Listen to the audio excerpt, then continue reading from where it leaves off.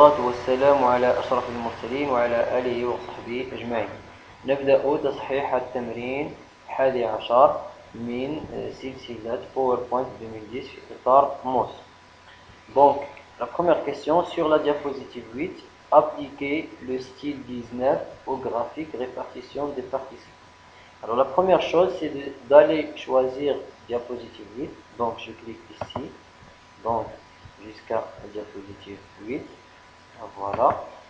Donc, pour changer le style de graphique, alors je choisis le graphique. D'abord, je sélectionne le graphique.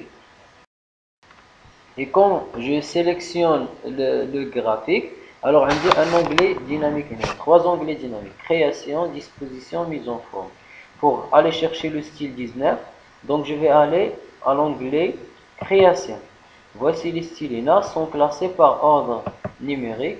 Donc 1, 2, 3, 4, 5, 6, 7, 8. Donc 8, on a 16. Donc هنا بتكون 19. Donc je clique 19. Donc je vais aller à la deuxième question.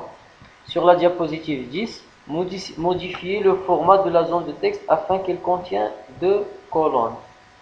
D'accord? Alors, je vais aller à la diapositive numéro 10, comme ça. Donc, je sélectionne la zone de texte et je vais aller à Accueil, onglet Accueil, le gros paragraphe. Voici les colonnes. Donc, je vais faire 2 colonnes, comme ça. Pour troisième question, sur la diapositive 9, appliquer l'animation d'ouverture flottant entrant au texte la formation durant le travail. Donc je vais aller d'abord diapositive 9. Donc voici diapositive 9. Voici le texte, la formation durant le travail. Donc je sélectionne. Pour appliquer une animation, je vais aller à l'onglet animation. Je clique.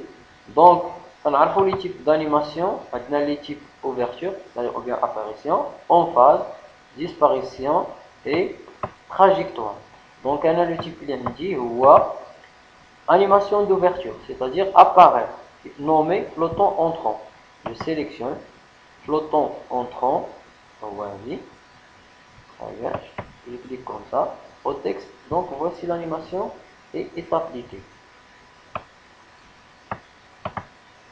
Pour la question 4, sur la diapositive 6, modifier l'échelle de l'axe vertical du graphique afin d'afficher la valeur 0 à 400 par unité de 40.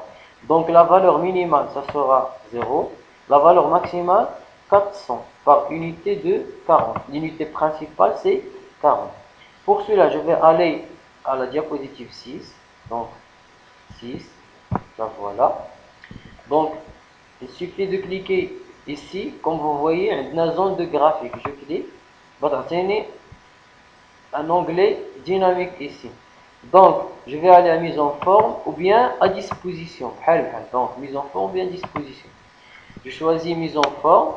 Je vais aller ici choisir l'axe vertical. Axe vertical. Donc, je vais aller à mise en forme de la sélection. Et voici les valeurs. La valeur minimale, il y a 0.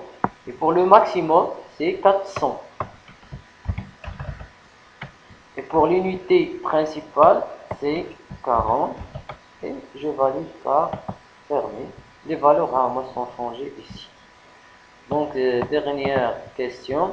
Masquer les fautes d'orthographe dans PowerPoint. C'est comme le logiciel Word qu'on a vu.